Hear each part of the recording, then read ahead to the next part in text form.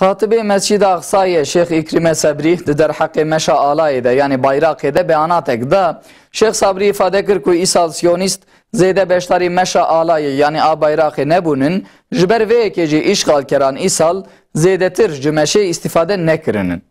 شهر 10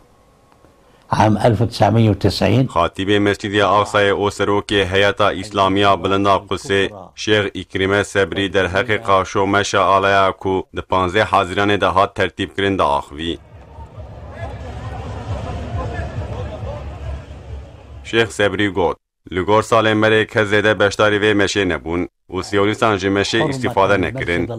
به وی آوای خلک قدسی نیشتن سیونیست که خوشین خوب بکن الرصاص القاتل شیخ صبری هر وها ifade کرد سیونی زیده نمشیان آنجا حتی در یه شامی مشیانن.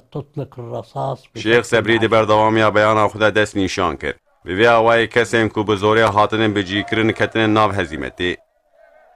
سیونیستان دی مشهد حقاره لجناب پیغمبر جکرو بو. شیخ صبری در حق و حقارتی دی جی آخوی او گود سیونیستان دی مشا پرووکاسیون دی حقاره لمقدسات مکرنن به وی آوای سیونیستان اخلاقی خونی نباش و ذهنیت خویا قومیت پرستی و فاشیست جار ایدن دابر چاوان.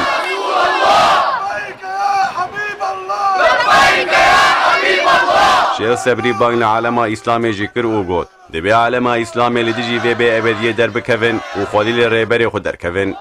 شیخ صبری داویا بیان خود ifade کرد پشتی وی حقارت تشتین منفیان در که رژیم سیونیست برپرسیاره في رحاب المسجد الأقصى المبارك